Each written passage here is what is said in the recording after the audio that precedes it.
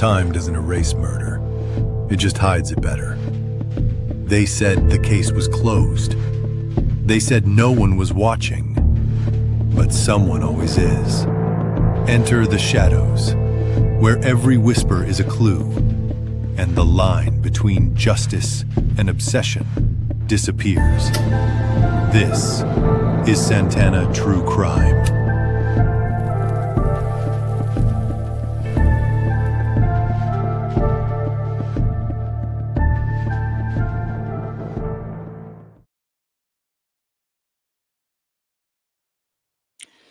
Welcome to Santana True Crime. Tonight we have Shannon Kavanaugh with us. Shannon is a former undercover officer as well as CSI agent.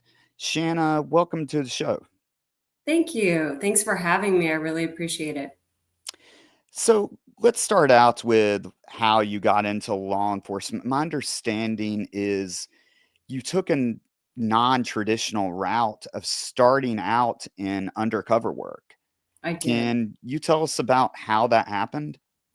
Yes. So I grew up in a really small town in Texas. So, our electives were future farmers of America or future homemakers of America. So I didn't get a lot of exposure. I'm kind of jealous of some of the kids these days that can take forensics in school and get more of an idea of what they want to do. So coming from this small town, I watched Silence of the Lambs, and my mom had gone back to college. So she was taking a lot of psychology courses that I was really interested in that were shaping, kind of funneling me into that drive that was already in my stomach. I knew I wanted to do something different than what I was exposed to in my small town. I just didn't know exactly what that was. So fast forward, I started applying to schools, and I wanted to go to the school in the Northeast. My parents had divorced, so I had family up in the Northeast, and it just appealed to me. So after watching Silence of the Lambs, people can probably resonate when you hear something and then you just know it in your gut. And I knew, based on that character, I wanted to solve homicides. I wanted to work homicides. Again, didn't know how I was going to get there with a town with 600 people in it and a graduating class of 63, but that's what started the steps towards law enforcement. And then after college, I had worked in mental health, ruled that out, went back to school for my master's degree, but working in mental health helped me. And that is something that I drive home when I teach students, is that none of your time is wasted. Everything, whether you're a landscaper as a kid, whether you work at Dairy Queen, whatever you're doing is preparing you in some way or another. And so that experience helped. And I went back to school, got the degree, and then just started applying all over. And I got picked up by Hudson County Prosecutor's Office, which is another interesting story. But they put me right into undercover work. They did not pay. I mean, I was below poverty line. We all were. We had multiple jobs. But Hudson County is across from New York City. So my first undercover was watching, I had the Twin Towers behind me while I'm saying, "Can I have some crack, please?" And the confidential informant elbowed me and said, we don't say please and thank you to drug dealers. And I was like, well, I grew up in Texas, and they told me in undercover school that I need to lie close to myself, like close to who you really are. And I took that, to heart, and I did that, and I stayed myself and just kept my story as close to who I was as possible. So that was my intro. What was the training like for that? You mentioned that you went to undercover school. Mm-hmm. Did they actually have a formal academy for you, or what was the certification like? Yes. Yeah. The great question. So when you got into narcotics, it was a statewide training. And ironically, the same guy, I'm going to say his name, he's passed. He was one of my mentors my entire career, starting in the police academy, Barry Graves. He's well known throughout New Jersey. He's trained just about every undercover narcotics officer in the state. In fact, I had lunch with a couple of colleagues from New Jersey about a month ago in Lockhart, Texas, where the It's the Texas barbecue capital. And one of those guys knew Barry, was trained by Barry. So in the police academy, he trained me, and then he helped to run the undercover. It's called Unit School, Undercover Narcotics School. And then there's also a school called Top Gun, which is just for narcotics officers. So we went to that one first. That was a week long, and then Undercover Narcotics School. So it's all scenarios. I mean, they put you in some precarious situations, and then just like in the police academy where they're testing you under stress, under a controlled environment, and they're like, you're shitting kittens now, what are you going to do on the streets? And the most entertaining part of that is they also took assistant prosecutors and put them in undercover situations, because I mean, I had prosecutors saying, oh, all your reports are the same, they're cookie cutter. And I'd say, yeah, the reports might be cookie cutter, but wait till you get in a car with somebody. And some of them got to experience it, which was really good. It made them better prosecutors so that we worked better together. But that was amazing training. I made great connections. And that's ultimately, he worked for the county that I eventually wound up working for, and things came full circle. I wound up being a sergeant right alongside him. And it's just so ironic how many of those relationships came full circle in my career with some great men that were my mentors, teachers, partners. So that was my intro, right out of the academy, buying narcotics, trial by fire. So what's that first buy like? Were you nervous? Oh, yeah. I assume you're buying like $20 crack rocks or Sure, $10 yeah. crack rocks. Yeah, absolutely. You However much nailed it it. was then. Yeah, just a little crack. I was definitely nervous, and the way my brain works, there's like two certain types of people: the people that can memorize every line in a movie, and the type of people that are like, they talk about how the movie made them feel, like right brain, left brain. And I was like, look, Sarge, I got the crack. And he's like, that's cute and all, but what was the plate of the car? How tall was your target? How many steps to the front door?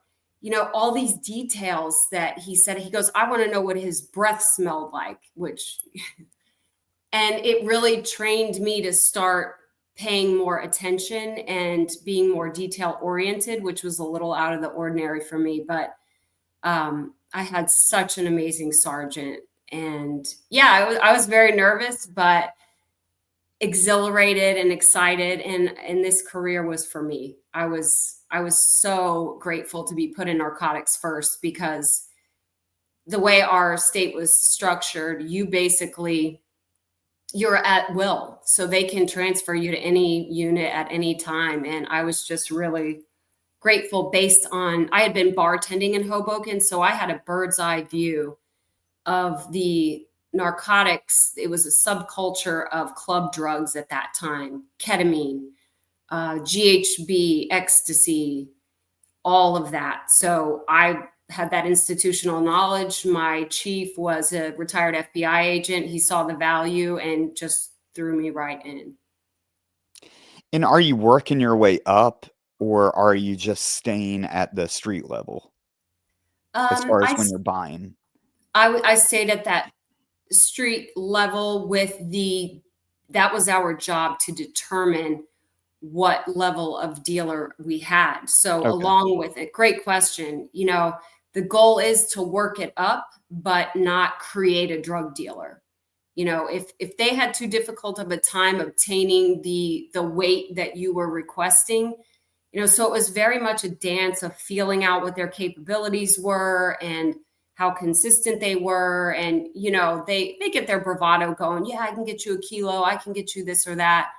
But then when it came down to it, could they really deliver it? And just as much as you want to get the bad guy, you don't want to create a drug dealer. That's kind of the language they use. Don't make him a second or first degree dealer if he's got to beg, borrow, and steal to get it. Like, we wanted to work it up to the source and cut the middleman out as much as possible, and also to cut that confidential.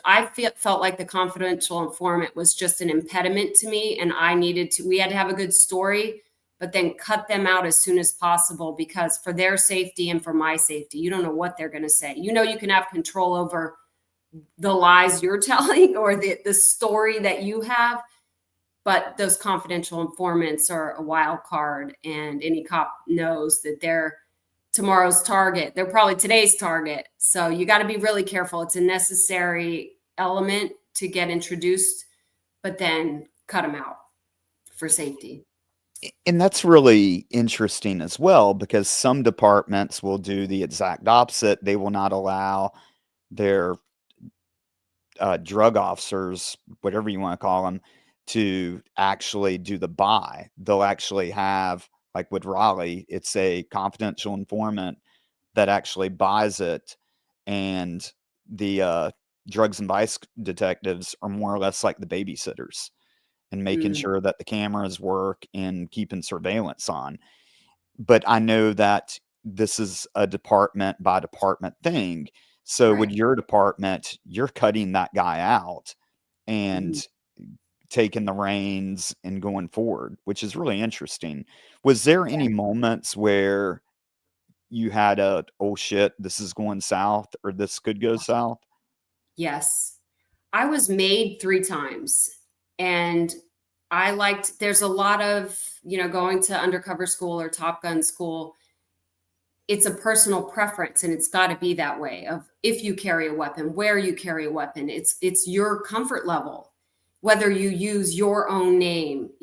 People can go back and forth on that. Do you use your own name? I know in a high stress situation, I'm not going to respond to whatever made up name I've gotten. So I did use my own first name. We can go more into that in another topic, but yeah, all 3 agencies that I worked narcotics for in New Jersey, we all were trying to cut that confidential informant out as much as possible. And case in point, one of them promised a drug dealer that I would smoke crack with him. And you can imagine that I was infuriated. And I humiliated that confidential informant. He also, you don't want them telling the lie for you. So it got really sticky. He told this guy that I was his girlfriend. Now, nothing wrong with him. Okay. However, he was about a foot shorter than me. We had to meet at the mall. So I'm like, all right, you want to be my boyfriend? I took my arm, put it around him like this, he's under me. And I'm like, if you're my boyfriend, I like a lot of physical affection. You better hug me up. So I used it as a learning point for him, a teaching moment. And then after I bought on my own, and that drug dealer had me in a spot in my car where surveillance units were nowhere around. I did not have a Kel, which is a recording device where surveillance can hear you. And I knew it was me, and this was my best weapon, my mouth. And I had to get myself out of that situation safely and be able to buy from him again. But that one was really hairy, even though it was a small town. It wasn't the type of town where you think is so super dangerous. But the danger is that they knew every car in that town. They knew who was coming in and out, and I didn't fit. And so it just, that's why when people are like, oh, it's just a weed buy, it's just in blah, blah, blah town. You can't ever have that in your mind, that it's just this or just that, or it can't ever just become routine. You can't drop your guard.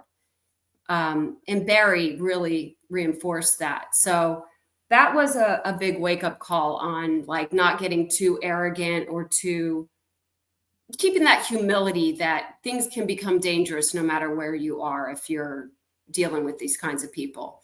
So that one, there was a few others where they say if you feel the hair on the back of your neck standing up, walk away. But here's the problem. You're a young undercover, male or female. You want to make it go. You want to prove yourself. And like feeling that pressure, you can't dismiss it and then put yourself in harm's way, which I know any undercover can probably say, I did it, but you learn from your mistakes.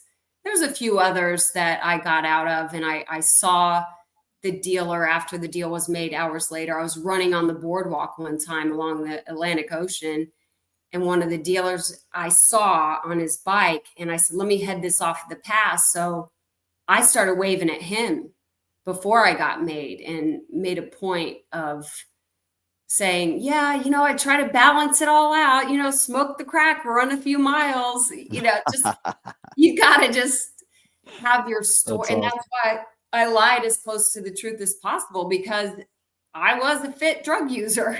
So you got to just improvise sometimes. And how long did you stay in the prosecutor's office?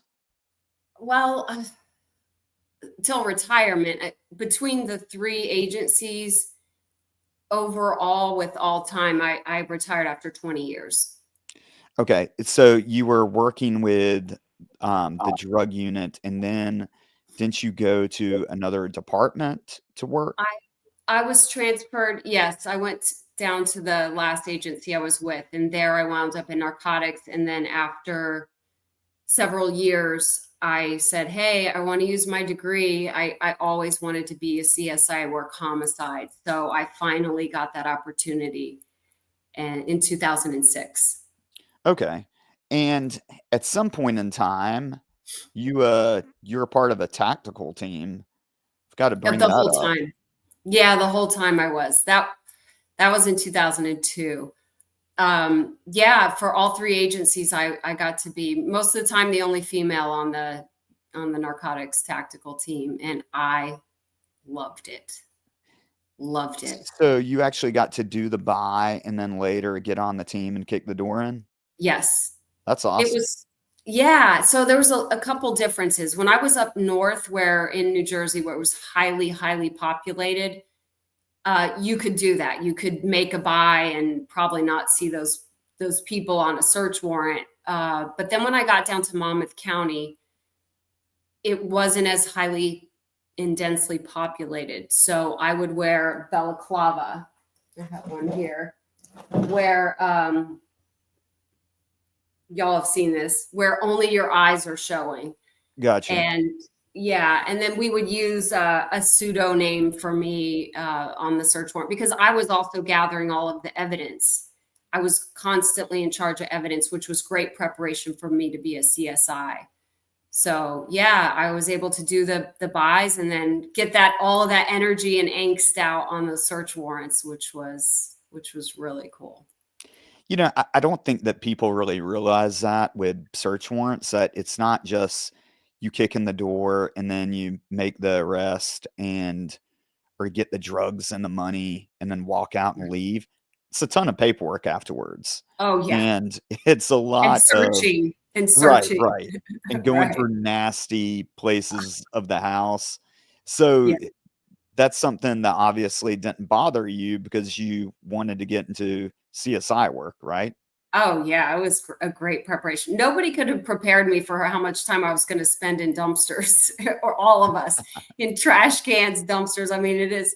People are like, I want to be a CSI. So many young students that I've had, I want to be a CSI. I'm like, do you know you're not going to eat? You're not going to sleep. You're going to miss so many things. There's no like, gotta go. It's 5. I mean, I've said to some of my counterparts, like, this ain't quick check. You don't like punch out at 5. We're staying. Um, it's just, I really try to, when I teach, to tell the truth about what the expectations are. So there's no confusion, because this is not a career for everybody. It is just not.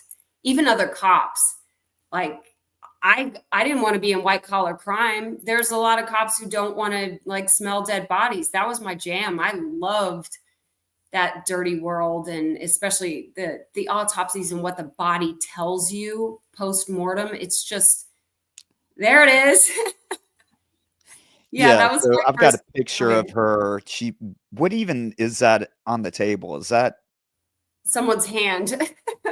that's what it looked like, but I wasn't Yeah. sure. And I have his thumb on my index finger.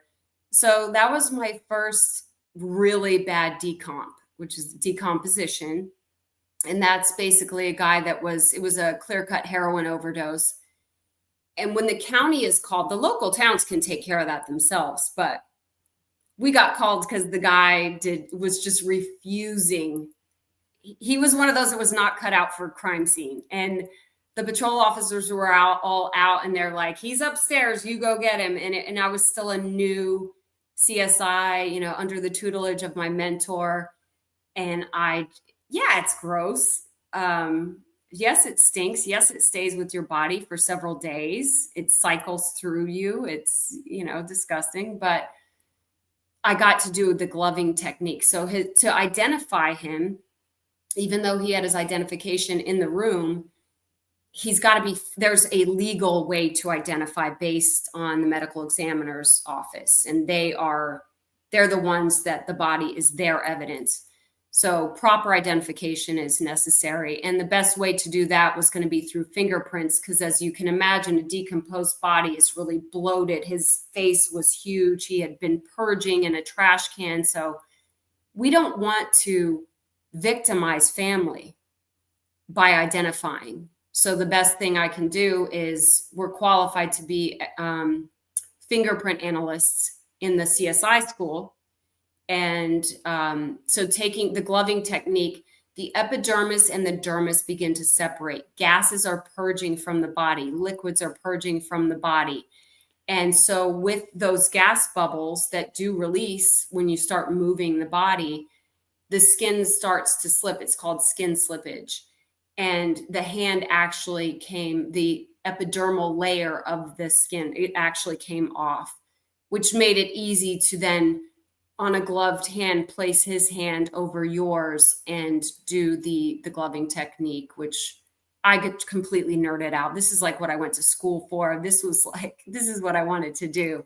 And we were able to make the identification. So let's talk about that, because I want to explain of what that training's like, and how is the CSI agent attached to the department. So like down here, we've got what's called CCBI, and they work for the entire county and work for multiple agencies, and they respond when they're, some of them are sworn and some of them are civilian. They've started to transition to more less sworn because of the cost. Right. And living in Texas, I did, when I taught in the police academy in New Jersey, I did my research and realized that there are a lot of states that do that hybrid type of setup. So when I went to school, I said, well, if I want to be a CSI, I have to be a sworn law enforcement officer. And I was fine with that. But I do recognize that cost and the training and all of that. I was glad to go through that 6-week training and be sworn, because think about it. If you're out, all the bad guys are doing the bad things. Those calls are coming in between all those witching hours, 2 a.m., 3 a.m., 4 a.m., 5. And I like to be out at a murder scene with my gun, because people can linger around and you're still in some sketchy neighborhoods.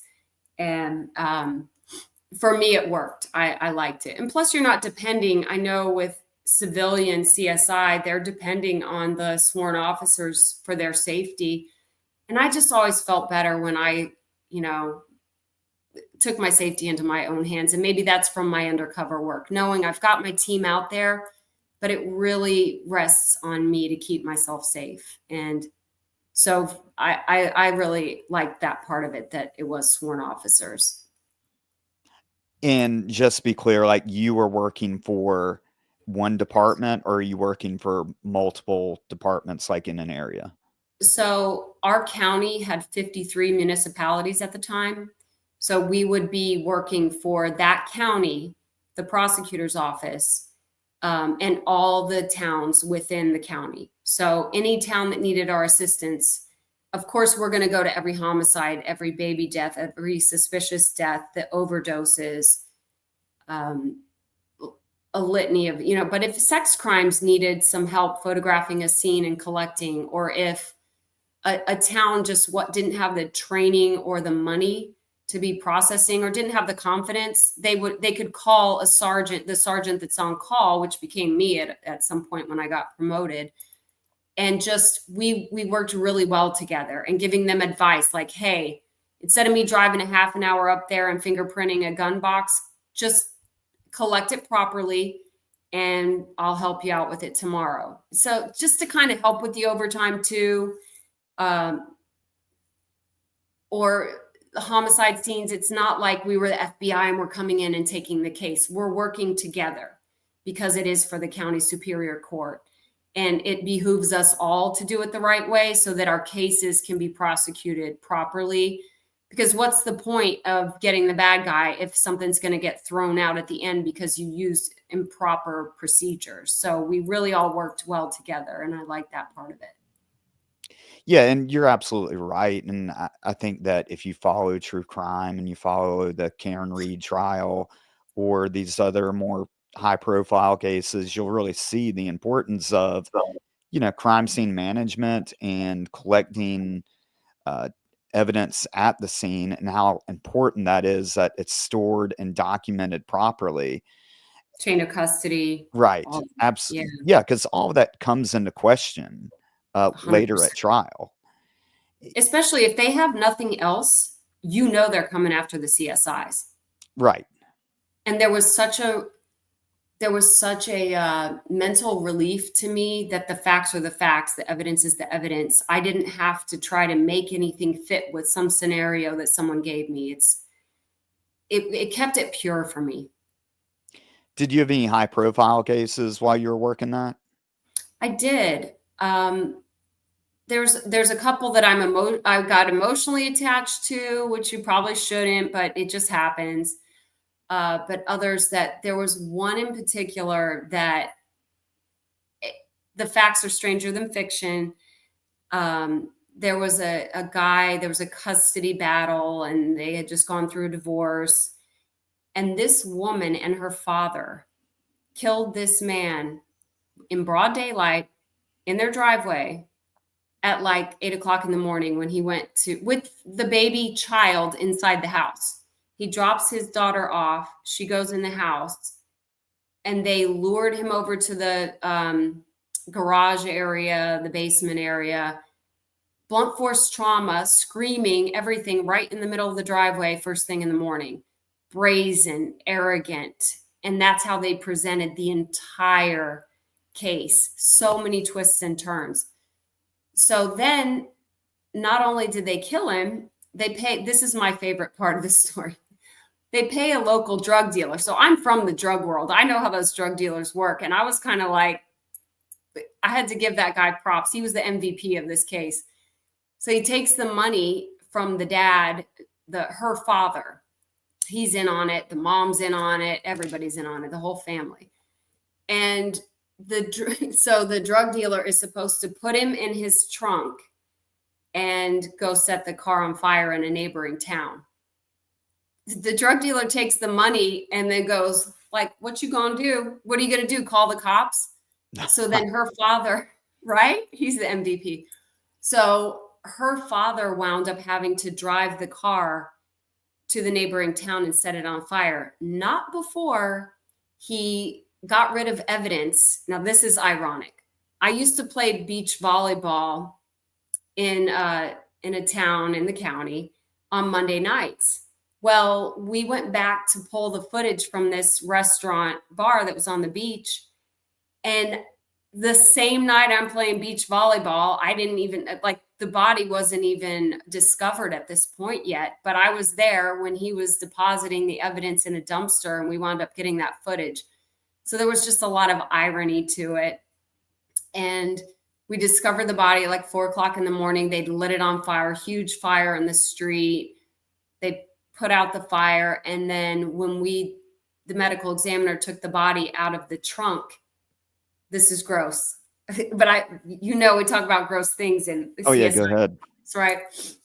So we look and on his body, he's doused in gasoline and I see a belly button. I thought it was his belly button. The heat was so hot that it actually took his, and inverted it into his body. So it was like he had a belly button and then a few inches below looked like another belly button. But his privates had, right? So of course I'm taking pictures of it and I'm gonna like fast forward real quick to a side story, but so I'm teaching in the police academy about this case that just unraveled and kept going and going and going. And I said, so have you ever taught cops? Have you ever had to teach cops while you were an officer? Have I? Yeah. Yes, I was a taser instructor. Okay. Are they not the worst? Are we not the worst students ever? Yeah, I mean, it's Cops like are dealing with a bunch of 5-year-olds, especially when you give them a taser. It's right. like we're betting on who's gonna, shock themselves with it, and yeah, Yeah. you have to use a lot of kid gloves. Right. So I'm glad that it's universal. So I've got a chief in the back of the classroom, and he's reading the paper blatantly with his feet kicked up, and they have to go to this course. It's like a detective enhancement course. So I have all the females sitting up front, and the men are all in the back doing their thing, and I said, yeah, and his penis was inverted. And then I looked at the ladies and I go, kind of makes you wonder what he was working with before, right? And they just roar. I said it so quietly that the guys didn't hear. And then they're all mad, like, what are you ladies laughing about? I said, well, you should have sat up front. But anyway, I use humor, but I have to give this caveat, and I'm sure you do too. Just because we use humor, it's never disrespect to the dead. It's never diminishing the pain that family is feeling. So this dark humor is just kind of like inserted, and it's necessary. And I came to the field with an inappropriate 14-year-old boy sense of humor, and it really helped with my survival and aligned me with the right people who had the right kind of mental processing that I did. And yeah, it's messed up, but finding the humor in some really difficult cases and Right. situations is key. I'm sure you can speak to that as well. And that's something I don't think that a lot of people realize is that, I mean, you're spending a lot of time around dead bodies or decomposing and literally falling apart. I've never heard of a person's penis being inverted before. That is Me crazy. either. But 20 you're years. absolutely right that I mean, I remember one of the stories we're out on a really bad wreck where a guy's arm got lopped off, and a state trooper, which those guys are normally, are like the really heartless ones Street and don't dogs. have filters, went Right. over, picks the guy's arm up, waves it in the air, and goes, "Does anyone need a hand?" And this was like in the middle of the hood. So we're the only white guys are the police officers, and this guy that's, like a big 6 foot tall or 6'4" tall redneck. And I was like, this is going to turn into Mogadishu, you know? Yeah, I mean, we're about to have a riot, and he's just laughing his ass off. And I was like, that is funny though, you it know? is. And I was going to tell you a story like that because we had this guy who's he was our body removal guy, and he was cooked. I still keep in touch with him. He's one of the funniest guys. And he did something similar because we had New Jersey Transit commuter trains through our entire county going to New York City every day. I had a lot of train suicides, especially young people. It was like a cluster at one point. It was really, really sad, very hard. And one of them was a salutatorian of the class. And you're just like, oh my gosh, don't you see, how their brain, they can't see that they're going to get through this. There's going to be other girls. And, he was heartbroken and just jumped in front of the train. It's devastating. But my body removal guy used to do that.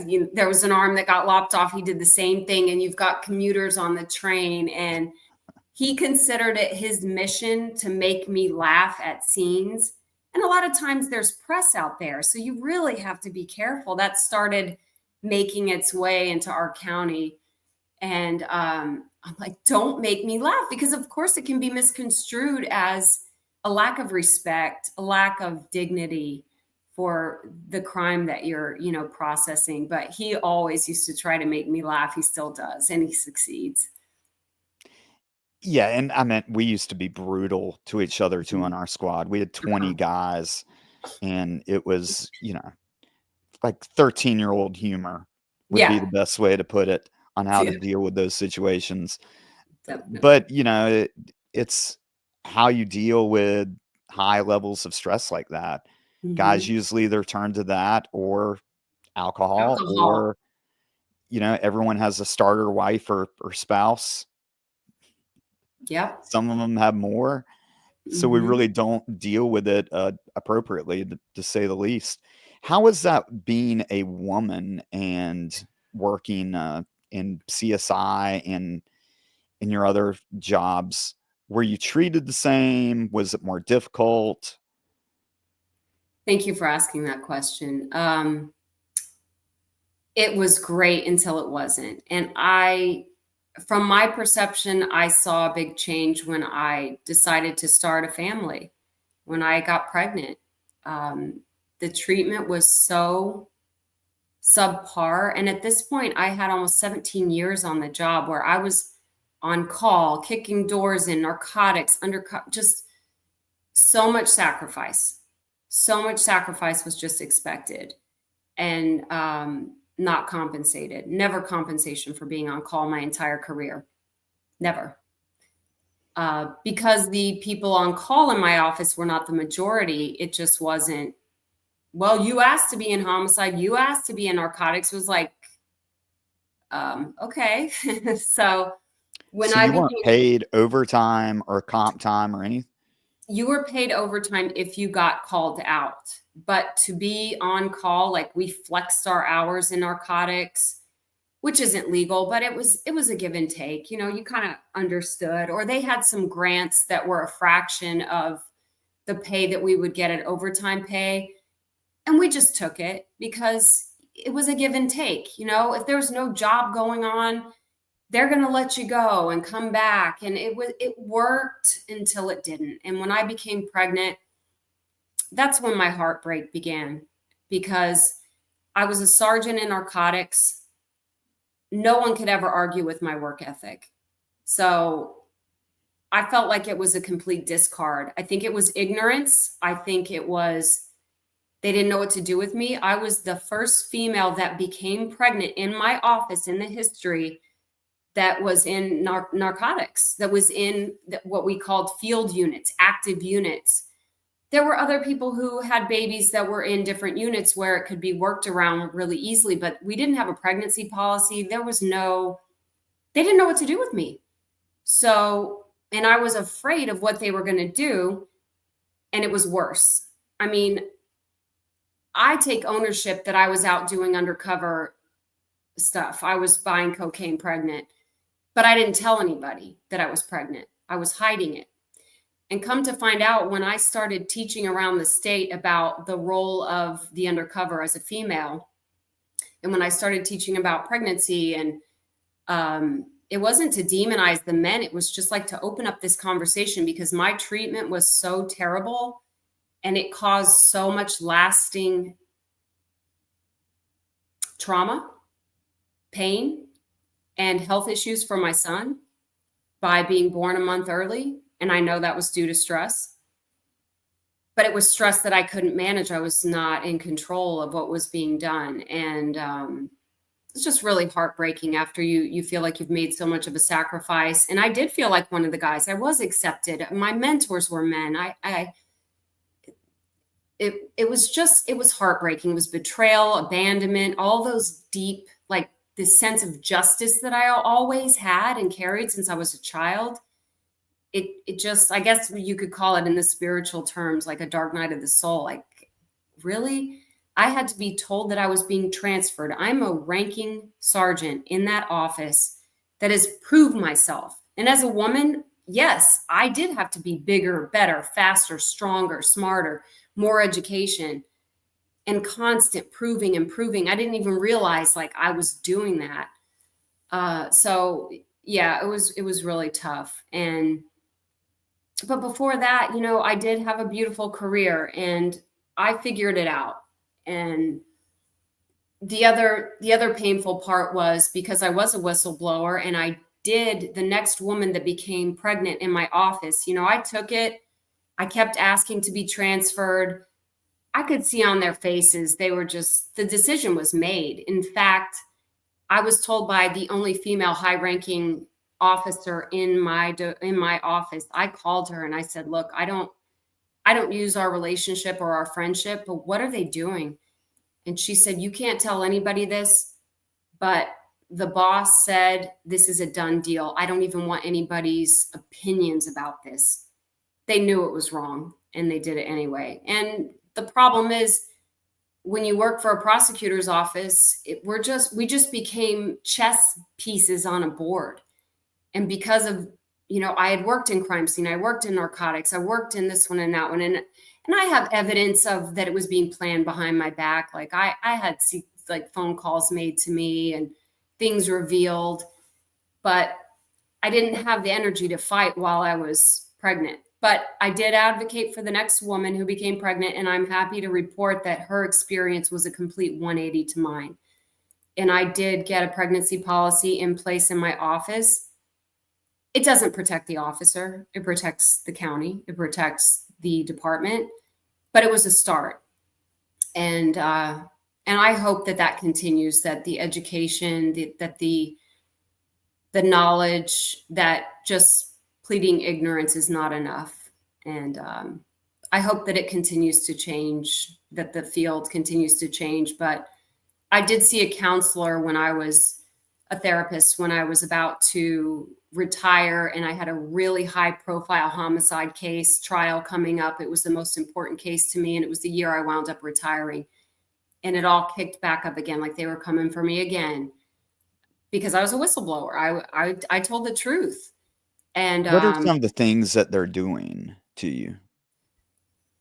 just the things that they did in my office, not just to me, was they would set people up for failure. You want to be promoted? Okay.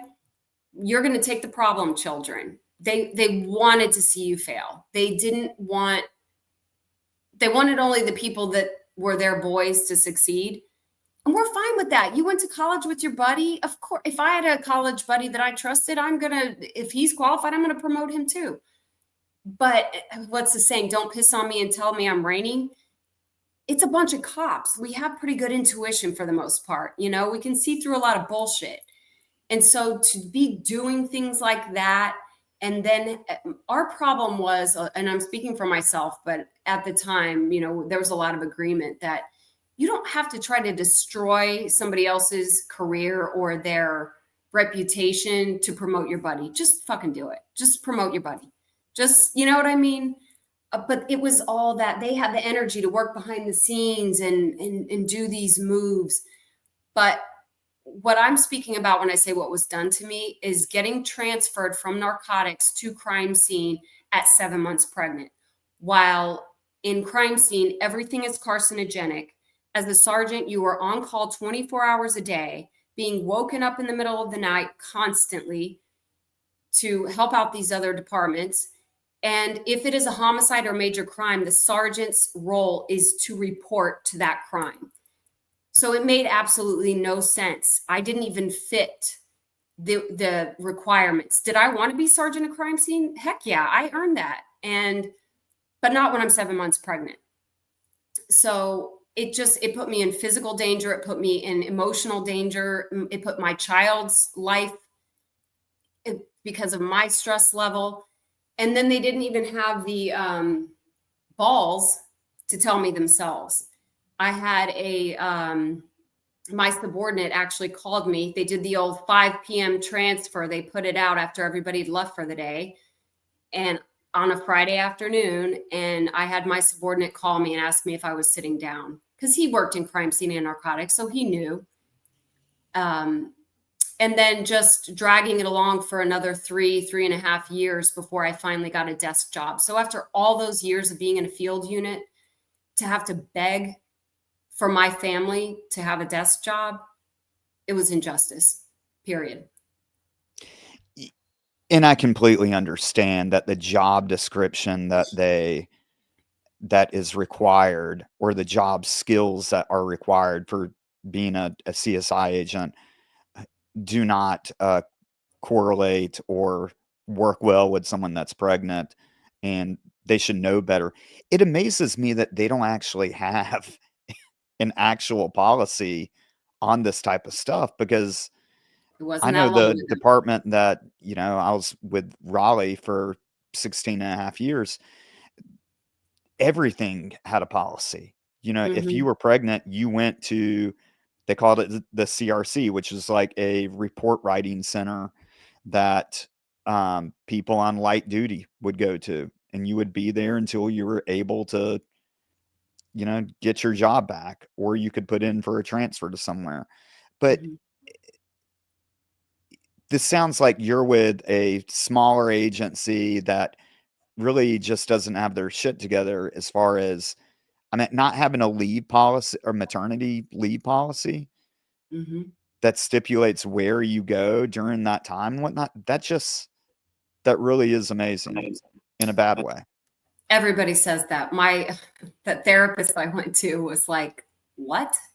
This goes on in this day and age?" And the dichotomy that was shocking is how progressive our field was. My CSI unit, I I have gratitude every day that the people that trained me. I mean, these guys were up at 9/11. I got to go to 9/11, but they were processing remains to try to make identifications for families to give them that closure. I mean, I had an amazing lineage of mentors that taught me in a lot of the units. So for how progressive we were, and now me returning to Texas and kind of seeing the difference, I'm so grateful for the training I got. So it was so far ahead, and then just the treatment of the people was, like I said, a stark dichotomy, and not in a good way, just completely different. So while I'm so grateful for so many things, that one, and that's part of, I'm jumping around, but that's part of what I've been trying to heal from while I'm writing a book, because obviously I get very passionate about it. But I don't want to sit in a victim role of it. It pushed me to try to affect whatever change I could. It has, some of the things that have happened in my career have made me not so, I'm definitely not somebody with my head in the sand. With recent things that have happened in our country in the past few years, as we know, I'm not so quick to go for the okey doke, because when you see corruption at a lower level, you know how systemic it is the higher you get. When you see people who get power drunk, when you see people get promoted who don't know how to handle power, you you can kind of understand how things happen the way they do.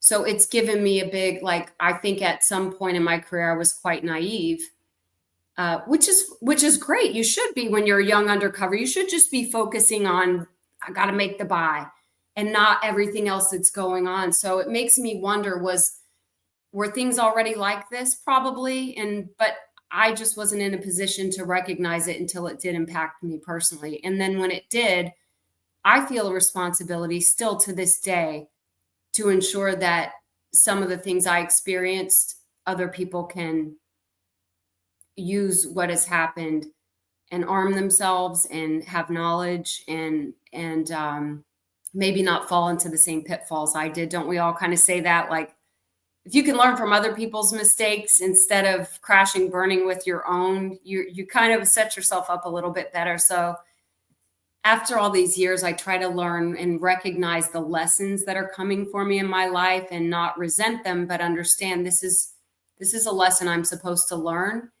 And then, even more on top of that, you learn your lesson, but then you alchemize the pain to transmute the pain, transmute the lesson, so that you can help others with it. And that's when you master things. I'm not a master of anything, but I'm learning. I'm trying. Yeah, and I think that's very good of you. And I think that when you're having fun in a job, which, and from the pictures I've got here, looks like you are. Here's you Yeah. getting your crime scene kit out, and looks like you've got some. Oh, that's my Donna. Which one was that from? The one in the middle was my lieutenant in crime scene. So they put at some point, talking about setting up for failure, they put 2 females in charge of crime scene with 2 detectives who thought they deserved to be in our position. So what a firestorm. I mean, but this woman is brilliant. She has her PhD. I have my master's from John Jay College of Criminal Justice. She has her PhD. So she is way smarter than me. And we were both in charge. And I told them from the beginning, I don't think it's a good idea to have 2 females in charge of a unit. Not that I'm sexist, obviously, but I could just kind of see the intentionality of it. And I could see the bigger picture of what was going on. And it was hell. It was real hell. But we navigated our way through it. And we're friends to this day. She's an amazing woman. So as you're kind of transitioning, or when you transitioned out of law enforcement, what did that look like? Oh boy. That first year, there's a reason that chapter is called Downward Spiral Dog, because I picked up yoga based on intuition. It didn't make any sense when I got promoted to sergeant, because as you had mentioned before, Cameron, it's a lot of our coping mechanisms were working out and drinking and decompressing, and a lot of pig roasts and PBA parties with a lot of meat. There was a lot of meat eating in our bonding. But I knew intuitively I needed something different for coping, something better. And I never liked yoga because you're a cop, you're type A, you're like, go, go, go. I always lifted and ran and did all those things. And it really resonated with me. Plus, I have learned in my astrology that I am double fire and air, and I've just got a lot of masculine energy, and that came to my benefit, but I knew I needed more balance somehow. And so after I had taught yoga throughout, and I taught college after that point, so those were great creative outlets for me. And I didn't realize that intuition was asking for me to balance some of that masculine out within me. Teaching was creative, yoga was creative, it was feminine. And then when I retired, everybody says, get ready for retirement. So I thought I had it, at least I had some things figured out. I did not. I had already gotten my yoga teacher certification. I had already been teaching. I'm like, I'll just teach college, teach yoga. I opened up a business after Downward Spiral Dog, and I quit drinking, and I started looking at my stuff. I faced the fact that I'd been through a lot more than I was willing to face. And, the excessive drinking was a symptom of it. It was a symptom of what I needed to deal with. So I don't demonize myself over it. I don't have shame over it. If I had to go back and go through that career again, I don't know how I would have done it without alcohol and camaraderie. But once I finished, it was time to really grow up and look at my stuff and also have grace for myself and grace for all of us.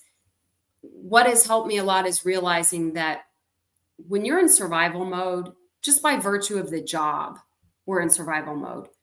Add on to that you're in survival mode with your own colleagues. You're in survival mode with your supervision. To me, that was harder. That's what left the most stuff I needed to work on. I'm not saying that some of those cases weren't hard and that I didn't need to deal with a few of them, but it was a lot less than the betrayal, those wounds of betrayal and lack of justice and discard and abandonment. And I'm not saying that I didn't play a part in all of it too. What I'm saying is when everybody's in survival mode, it does not bring the best out of people at all. And if you're already a shitty person to begin with, you're going to be even shittier. But all of us weren't at our best. But some people, you got to recognize too, that some people worked a 9 to 5 for 20, 25 years. They worked in white collar, or they worked in another unit that they weren't squeezed the way you are when you're in homicide, when you're educating other cops, when you're out on the streets, when you're kicking doors in. Like, a lot of people would look at me like, why don't you just get over that? But each person's journey, even if they work for the same office, is completely different. Some of us shared some similar mishaps and experiences, but just kind of honoring that we all have our own journey and our own lessons to learn that are personal for each one of us. So in retirement, I have opened up my own yoga business. I moved back to my small town in Texas. I needed my nervous system to be able to calm down. I needed to do the things that I've been able to do for myself to not feel like a victim of the career, because I don't want it to be skewed by a few bad experiences when so much of it was absolutely beautiful. It was I believe what I was supposed to do. I saw evidence of that. It felt like a soul mission, a soul contract, and it's my responsibility to get through it so I can speak out, resonate with other people, help where I can, be of service where I can, and help myself and create my own peace and happiness here. And so that's the big thing I've been working on. I began writing a book 2 years ago. I hit a couple stumbling blocks with some of these topics we've discussed here today. And I decided to go back to counseling, get EMDR. I've attacked it from a lot of different places because I said, man, it's been 6 years. This week is actually my 6-year retirement anniversary. And I said, it's enough time. It's enough power being given away. It's time for me to get over this and do what I'm supposed to do in this next chapter, which may or may not be yoga, may or may not, I'm kind of leaving it up to my alignment of what I'm supposed to be doing, and trusting God, trusting the universe, and seeing, just like when I began my career, I knew what I wanted to do, but I didn't know what the exact job title would be. I find myself 25 years later sitting in a similar situation where I know I need to speak about these things, teach, podcast, write, but I don't know what the exact title is going to be, and it's okay. You know what? You're not alone in that. When I left, I went from being a full-time police officer. Then I had a daughter with special needs. I had to go part-time. And then I just recently turned in that badge as well. And you're absolutely right about trying to find your space. And for me, I spent such a long time of my, adulthood doing one thing. And Mm-hmm. going at that pace like you were talking about. I worked in a high crime area. We were going call to call. We were always doing stuff, to being at home a lot and having a lot of time on my hands. And for me, I found that podcasting helped fill that void, and writing a book helped fill that void, but Mm-hmm. it's not the same. And I know that a lot of people listening are probably going through the same thing. So I really appreciate you coming on and being open and vulnerable about that, and about the effects that it has on you, because it really is difficult for me to Thank be in you. my 40s, and I feel like I'm almost a kid sometimes, like finding that new career. Yeah, that's how it feels. I keep going back to that point. Like, you're supposed to do it. You just don't know how to get there. And then go back 25 years when we didn't have the internet. And my son gets on me with, we have kids similar ages, but back in my day, and I'm like, yeah, well, we didn't have the internet. I didn't like it. I didn't like it then. I don't, I knew it was hard to navigate, and networking, and, networking gets a bad name, but bartending in Hoboken, I would just talk to anybody who would listen, and anybody who wanted to engage. And that's ultimately how I got my job. Was we hosted a New Jersey Bar Association party upstairs at one of the bars I was working at. And this guy wasn't hitting on me. He was legitimately like, you've got your experience. You make sure that your resume gets to this office. And that's ultimately how I broke into it. But it was 10 months of after I graduated, I have my master's degree. I'm like, I'm ready to hit the ground running. And there was a lot of being asked to wait and wait for the right situation. And what gives me trust is I had a mentor. My first sergeant was the best teacher. If he didn't know something, he would have the guts to get on the radio and ask, hey, where are you guys? And I found a lot of cops pretend like the ego is too big and the self-esteem is too small. And that's one of the Secret Service guys I worked with talked about the group that I said were quite treacherous. He's like, we called it in the Secret Service, big ego, small self-esteem. Well, that's dangerous. I realized early on the guys like my sergeant that actually had true confidence were the ones not afraid to ask questions, that weren't pretending to know it all, that would say things like, if I don't know the answer, I'll find out. And then they did. So I had so much great fortune in who I wound up being teamed up with, my police academy mates, friends to this day. Those early career moves, I was with the right people. And so having the faith right now that it takes some time to line things up for when you're going for a big mission. And so a lot of what I do is just self-study and healing and understanding myself, which gives me compassion for myself, but also gives me more compassion and understanding for other people. And that's a lot of, we talk about healing. Yeah, it's been a lot of healing, but at some certain point, I bought myself this necklace probably after I'd quit drinking for 6 months. And it says, you got to remember who the fuck you are. And that's what I'm doing now. Just figuring out who I am and allowing, we got to allow ourselves the room and space and grace to change. And I thought, well, I got to shut the door on law enforcement. No, I don't need to be investigating the crimes anymore, but I have this passion for a reason and I still do. So, I think a lot of us need some help with this transition, because I find a lot of us retiring have a lot of fear about what am I going to do? And it's not just, we all say, oh, I'll go work at Home Depot and gather carts. I don't want to have to think. I don't want to have to be, especially if you're a boss, I don't want to be in charge. But then at a certain point, there are people like us who do want to align with what our purpose is. And that takes a lot of quiet time, a lot of figuring out who you are.